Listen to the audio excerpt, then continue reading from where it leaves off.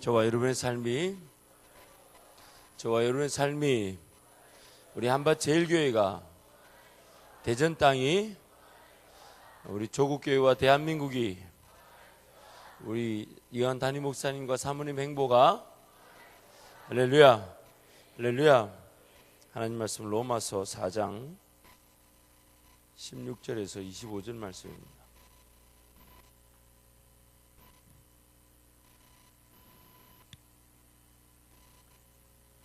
로마서 4장 16절에서 25절 말씀.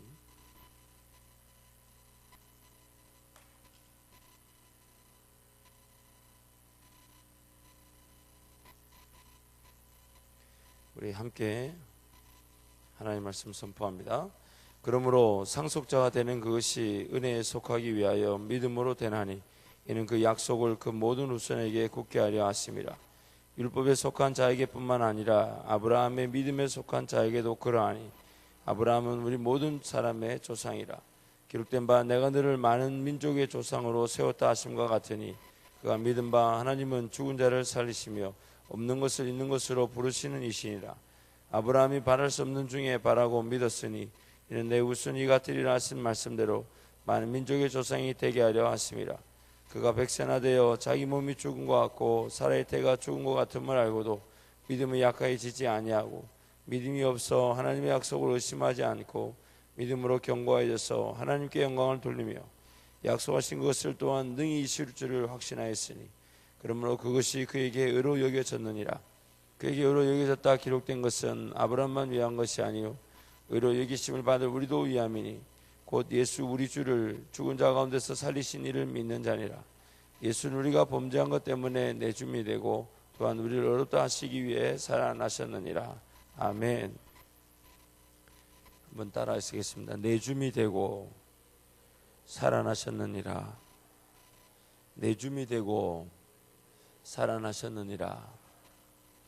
여러분, 이 내줌이란 단어가 25절에 나옵니다. 이 내줌이란 단어는 영어로 보면 give over입니다. give over란 말은 뭐냐면 내 권리를 그쪽에다 넘겨주다라는 뜻입니다. 근데 영어 성경에 보면 예수께서 내줌이 됐다는 말은 He was delivered.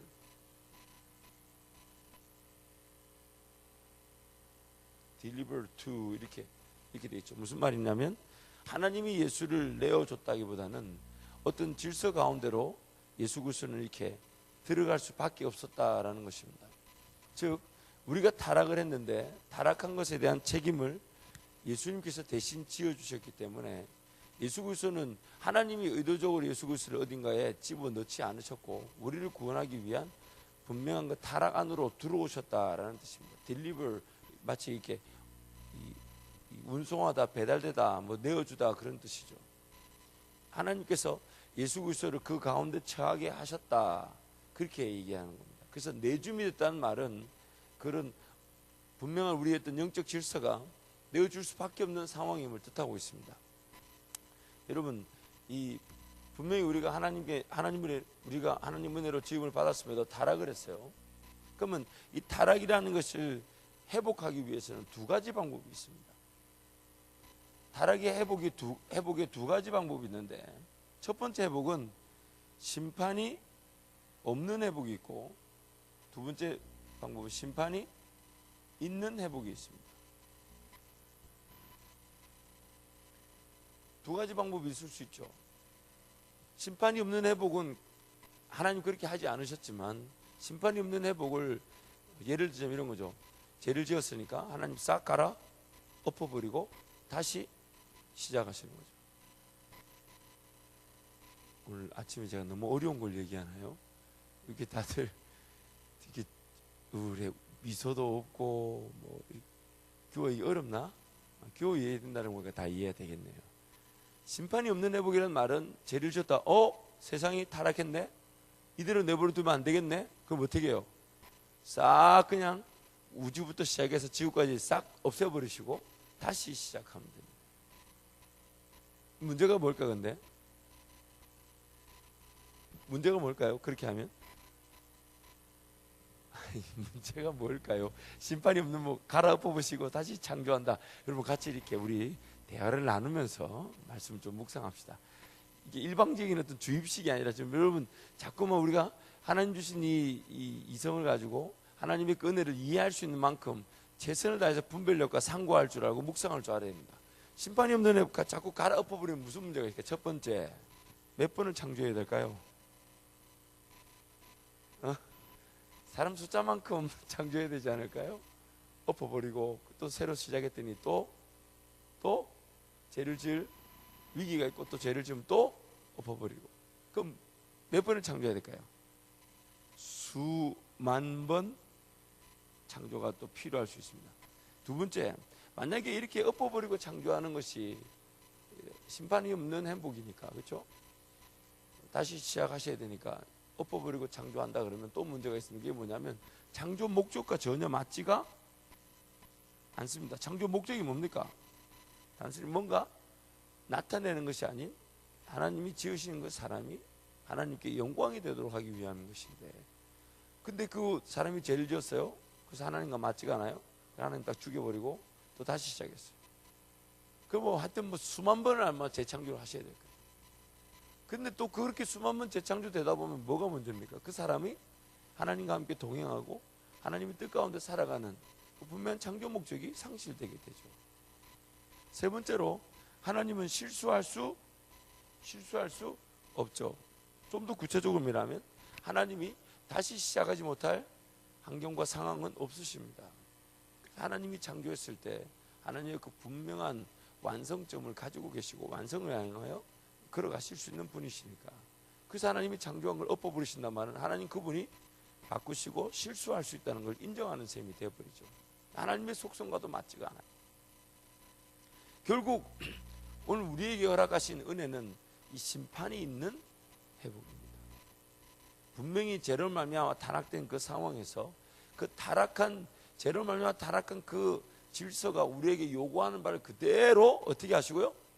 수용하시고 허용하시고 그 가운데서 하나님의 회복을 분명히 드러내신 것입니다.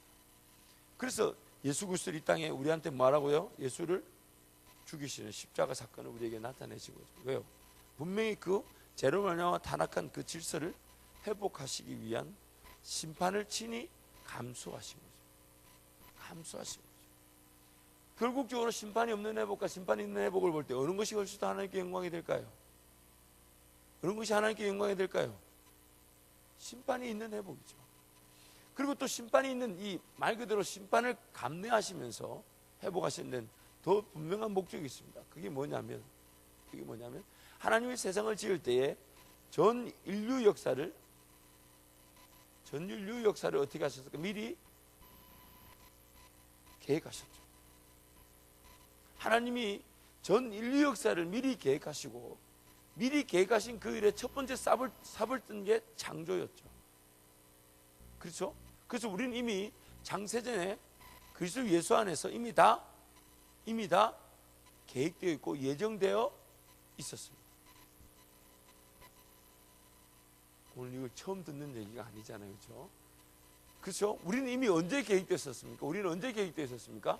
세상을 짓기 이전부터 하나님이 우리를, 그래서 우리가 계획되어 있다는 말은 뭡니까? 전 인류 역사가 하나님께는 다 계획되어 있었죠. 그 계획되신 일에 첫 번째 삽을 뜬 게 뭡니까? 창조, 만물을 지으시고 사람을 지은 거죠. 그렇기 때문에 만약에 심판이 없는 회복으로 타락에서 엎어버리신다 하시면 전 인류 역사 계획하신 그 일을 다 또 엎어버리시고 포기하셔야만 하는, 결국 오늘 이 시간에 우리 이 자리에서 예배하는 우리 때문에 하나님은 심판이 있는 회복을 선택하십니다. 더 크게 영광을 받으십니다. 하나님 그분이 하나님 최고의 영광을 받으시는, 항상 하나님이 일하신다 그러면 우리로 하여금 인내케 하셔서라도 하나님의 시간에 일을 하신 이유가 뭡니까? 하나님 그것이 더 최고로 영광이 되시기 때문이죠. 하나님 그분께 더 영광을 받으시고, 그래서 심판이 있는 회복과 심판이 없는 회복 두 개가 있다면 하나님 어느 것을 더, 어느 것이 하나님께 영광이 되겠냐? 분명히 심판이 있는 회복이 하나님께 더 영광이 됩니다. 자, 이제부터 이제 이것을 우리 삶 가운데 좀 적용해 보자면, 그리고 우리 삶에도 일어날 수 있는 여러 가지 이 죄로 말미암은 타락한 모습들, 육신의 어떤 습관들, 육신의 법들, 이런 것들이 여전히 난무하고 있죠. 하나님은 오늘 우리가 이게 타락한 이 본성 자체를 가만히 내버려 두신 채, 그리고 하나님의 그 분명한 계획대로 우리를 이끌어 가시기 때문에 우리는 이 본성 자체가 마치 심판이 없는 회복을 바랄 때가 있습니다. 알아서 바뀌어지고 뭔가 하나님의 뜻 안에서 척척척 나타나서 내가 내 역할이 없는 가운데서 하나님 그분의 역할만으로 바뀌어져가길 바라죠. 어제 말씀을 나누고 난 다음에 이제 시간이 짧아서 다 나누지 못했던 말씀이 있었습니다. 그게 뭐냐면 하나님 그분의 안에 걸어가면 우리에게는 자유와 시문과 평안과 기쁨이 기준이 되어야 된다. 그래서 내가 뭔가 자유하지 못하고 있고 뭔가 평안이 없고 뭔가 기쁨이 없고 뭔가 내가 힘이 없다면 다 내려놓고 하나님 앞에 전적으로 다 맡겨드리도록 무릎을 꿇어야 된다. 그래서 하나님 그분에서 다시 시작해야 된다. 언제든지 무릎을 꿇을 수 있는 게 은혜다. 내가 지금 모든 걸 다 내려놓고 이 기도의 자리에서 죽으면 죽을지언정 하나님의 뜻을 볼 수 있는 게 은혜다. 이렇게 말씀을 전하고 났더니 가장 대표적으로 이제 질문하는 자매가 또 어김없이 질문을 했습니다. 이 자리에 앉아 계십니다. 늘 항상 질문하십니다. 그래서 자기가 지금 뭔가 이렇게 준비하고 있지만 이게 확 그냥 내려놓고 하나님 앞에 다 맡겨드리고 죽으면 죽겠다고 덤벼들겠다는 거예요.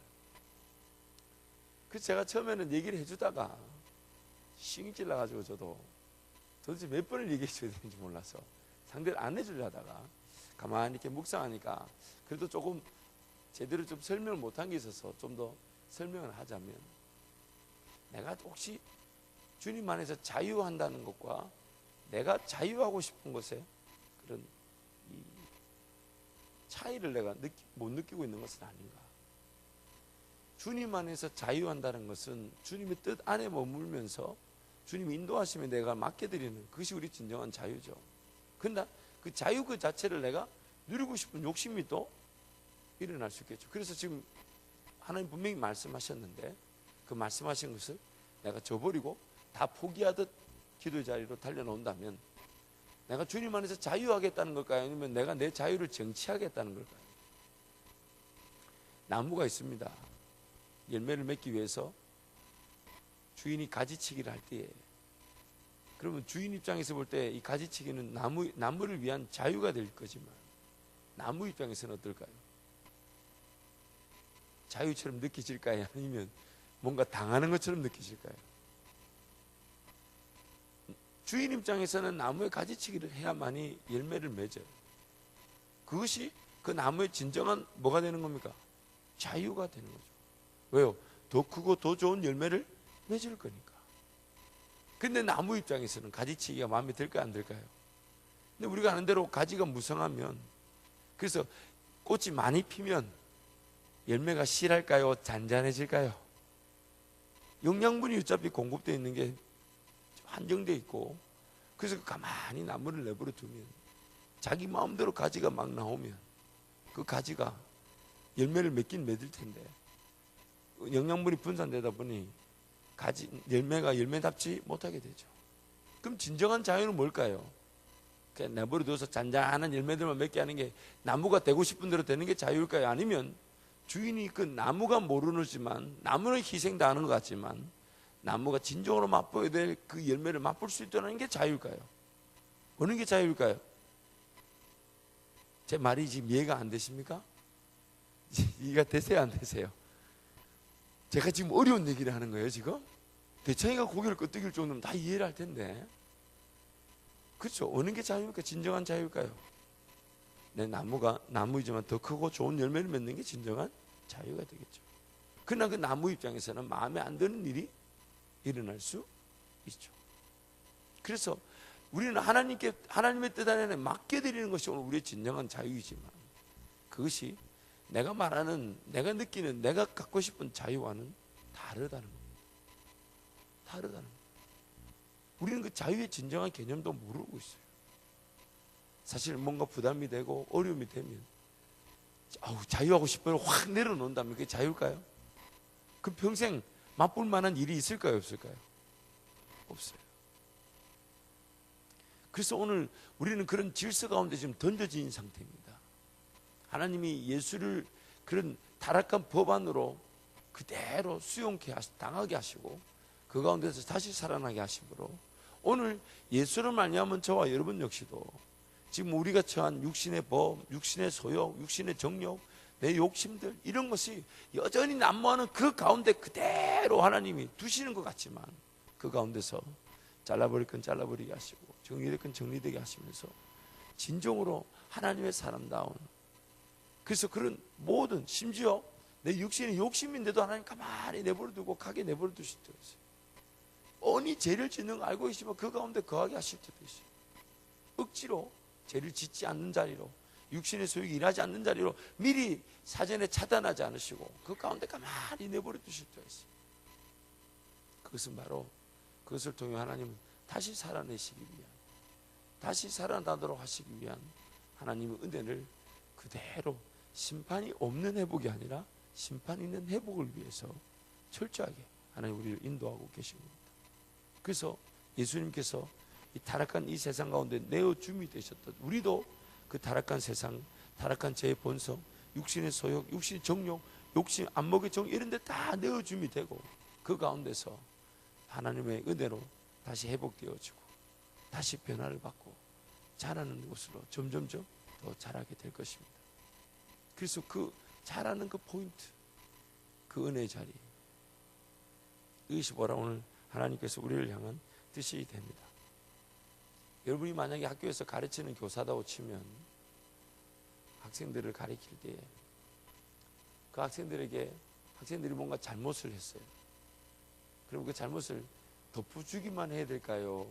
아니면 덮어주긴 하지만 그 잘못이 잘못인 줄 깨닫도록 만들어줘야 될까요? 깨닫도록 만들어줄 때 그 깨달음을 만들어주는 과정을 하나의 심판 과정이라고 볼 수 있죠. 잘못을 먼저 드러내야 되죠. 그리고 그 잘못에 대한 책임을 적절하게 지워주죠. 그래서 그 잘못을 잘못으로 알게 하고 그 잘못에 대한 책임을 지는 법을 알게 함으로써 다음에 그 잘못을 저지르지 않도록.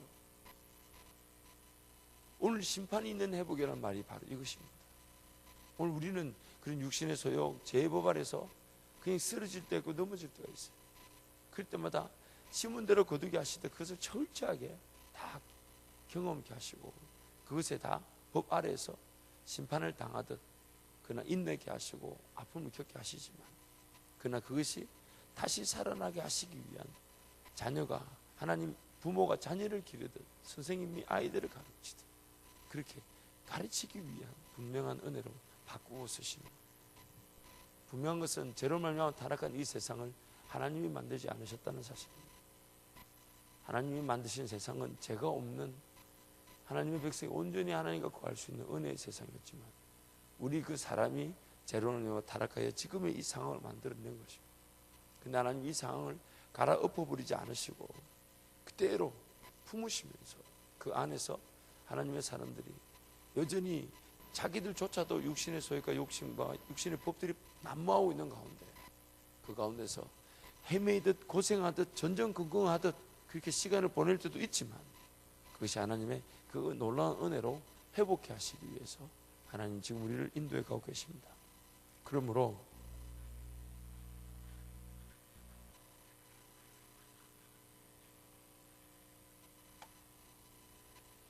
오늘 우리의 자리는 이 로마서 4장을 좀 마무리하자면, 자, 아브라함이라는 이 사람이 여기 있다면 나라는 사람이 여기 있다고 칩시다. 근데 하나님은 이 아브라함을 하나님과의 그 동행이라는, 정말 뭐든지 순종하고 어떤 말씀이든 즉각적으로 반응을 하나님께 내어드리는 이것을 계획해 두셨어요. 그렇죠? 그래서 모리아산에서 창세기 22장에 보면 이 모리아산에서 이삭까지도 그렇죠? 바치는 사건도 이 가기 전의 사건이죠.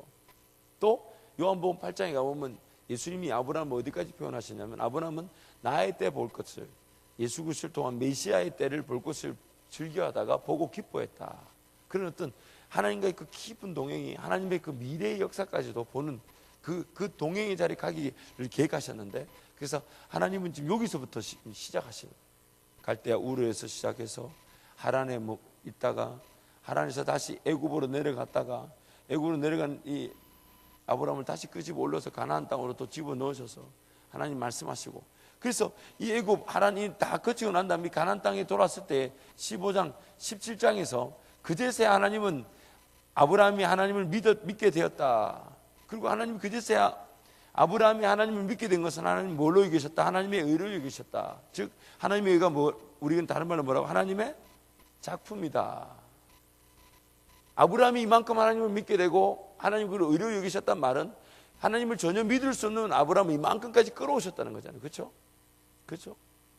그렇다면 여기서 보면요, 이삭이 여기 중간쯤 단계 보면 이삭을 하나님 허락하시기까지 87세에서 99까지 약 13년 동안 침묵의 시기가 있었습니다. 물론 이 침묵은 87세 때에 아브라함이 이스마엘을 낳았던 시기입니다. 분명히 하나님이 네 배에서부터 네 씨로 말미암아 자녀를 번성케 한다 그랬는데 하나님, 이 아브라함은 자기 방법대로 자녀를 낳아버리죠. 하나님이 뜻이었어요? 아니었어요? 아니었어요. 불순종이었죠. 근데 그 사건 이후로 약 13년 동안 하나님 침묵하십니다. 성경 보면 13년 동안 아무 기록이 없어요. 그런데 그 기간 동안에 또 침묵도 하나님은 아브라함을 하여금 철저하게 그것을 다 감내하게 하는 그 시간으로 삼으신 거고 기다려 주신 거죠. 언제까지? 하나님을 더 신뢰하고 믿을 수 있도록. 이스마엘을 낳았던 시점은 아브라함이 하나님과 동행했던 초기의 시점이 아닙니다. 거의 중기입니다. 중기. 애굽에 내려갔을 때에 구사일생했던 거, 그 다음에 롯을 자기 조카 롯을 구원하기 위해서 그 소돔과 고모라 모든 그 8 왕들이 싸우는 데 가서 그 왕들을 다 파고 끄집어 내오는 그런 능력, 하나님의 능력들을 다 경험하고 난 다음에 이런 죄를 저질렀어요. 그럼에도 불구하고 하나님 인내하셨죠. 결국 하나님은 지금 무엇 때문에 이 아브라함을 끝까지 참고 인내하신 겁니까? 무엇 때문에? 무엇 때문에? 아브라함이 저는 하나님을 자꾸만 불순종하고 저버릴 수 있음에도 불구하고 하나님이 아브라함을 끝까지 인내하신 목적이, 인내하신 근거가 뭡니까? 근거가 무엇 때문에? 하나님이 아브라함을 위해서 뭘 계획해 놨기 때문에 최종 목적점을 계획해 두고 계십니다. 그래서 하나님이 이것을 계획하셨다는 이 이유로 아브라함을 끝까지 인내하시고 감내하십니다. 그래서 오늘 본문 말씀이 뭐라고 얘기합니까? 자, 21절 말씀, 20절, 21절 말씀 우리 함께 갑니다. 시작. 믿음이 없어 하나님의 약속을 의심하지 않고 믿음으로 견고하여서 하나님께 영광을 돌리며 약속하신 그것을 또한 능히 이루실 줄을 확신하였으니, 약속하신 그것을 능히 이루실 줄을 확신했다. 아브라함에게서 뭔가 하나님을 의지하고 바랄 만한 게 있었던 것이 아니라 하나님이 아브라함을 위해서 계획하신 그 약속하신 것을 하나님이 이루실 줄을 아브라함이 점점 알았다. 오늘 우리를 하나님께서 계획하게 가실 때에 어쩌면 자충우돌 인생살이 우리는 지금 이 가는 여정이 있을 것입니다. 자충우돌, 어떨 때는 하나님을 깊이 경험했다가 어떨 때는 전혀 엉뚱한 짓을 저지르고 또 어떨 때는 하나님의 은혜로 충만하다가 또 어떤 때는 전혀 사탄으로 충만하고 이 자충우돌의 길. 그러나 오늘 우리가 바라봐야 될 것은 뭡니까? 물론 지난날에도 우리와 함께 하셨지만은 그러나 이 과정을 이렇게 겪게 하시면서도 하나님은 나와 함께 분명히 이루어갈 동행과 순종에 약속하신 것이 있다. 약속하신 것이 있다. 그 약속하신 것을 반드시 하나님은 나에게 허락하시고 이루어 주실 것이다. 그거를 지금 아브라함이 붙들고 걸어간 겁니다. 실질적으로 아브라함이 붙들었다기보다는 하나님이 붙드신 거죠. 포기하고 싶으실 만할 때 포기하지 않으셨던 이유가 뭡니까? 하나님이 아브라함과 저와 여러분을 위해서 약속하신 것이, 계획하신 것이 있기 때문에. 오늘 우리가 잘나고 우리가 못난 게 아니라 하나님이 끝까지 우리를 포기치 않으시고 기다려주신 이유가 뭡니까? 하나님이 끝까지 동행하고 순종할 그 일을 계획해 두고 계시기 때문에. 그래서 오늘 우리는 그 하나님의 신실하심을 의지하여 삶을 살아가는 것입니다. 나는 여전히 부족하죠. 난 여전히 연약하죠. 결코 저버릴 수 있는 인간의 욕심들과 정욕들과 소욕들이 판을 치죠. 내 방법이 판을 치고 하나님의 뜻인지 아닌지 물어보지도 않지 걸어가는 내 삶일 수도 있고, 어떨 때는 이게 정말 하나님의 뜻이다 밀어붙이면서 하나님께 이건 무조건 하나님의 뜻이야 합니다 하고 밀어붙이면서 내 삶에 하나님께 다그치듯 요구할 때가 있죠. 그러나 하나님은 우리의 모든 어떤 상황을 보지 않으시고 뭘 보시냐면 하나님 날 위해 계획하신 그 약속하신 거, 하나님 나를 통해 이루고자 하신 약속하신 분명한 그 약속을 하나님 스스로, 우리는 못 보고 있으니까, 우리는 못 보고 있으니까, 그러나 하나님 보고 계시니까 그 하나님 약속하신 것을 붙들고 우리를 인도해 가시는 겁니다. 그러므로 오늘 우리의 삶에 지치지 않을 수 있는 근거는 하나님이 나를 포기치 않으시고 함께하고 계시기 때문에, 하나님 나와 늘 동행하고 계시고, 그래서 우리는 그 하나님을 의지하여 끝까지 참고 인내하고 견디면서 하나님 앞에 달려나오는 겁니다. 어떤 죄를 지어도 예수 이름 붙들고 또 달려나와 은혜를 구하고 또 은혜를 구하고 또 은혜를 구하고, 그것이 어떤 지난날에 나와 하나님과의 그 삶의 결과나 열매로 그것조차도 우리를 지금 죄를 지은 자리에서 우리를 새롭게 하지 못합니다. 수많은 동행이 없었던 것도, 수많은 은혜가 없었던 거 아닌데도 그런 것들이 오늘 다시 걸어갈 은혜를 위해서 나를 붙잡아 주지 못합니다. 나를 붙잡아 줄 수 있는 유일한 근거는 하나님이 나를 포기치 않으신다는 것, 하나님 나를 끝까지 참고 인내하신다는 것, 그리고 기회에 하나님이 약속하신 그 일을 이루실 때까지 우리를 보호하신다는 그 유일한 하나님의 신실하심만이 우리를 새롭게 하는 것입니다. 기도하겠습니다. 하나님 감사합니다.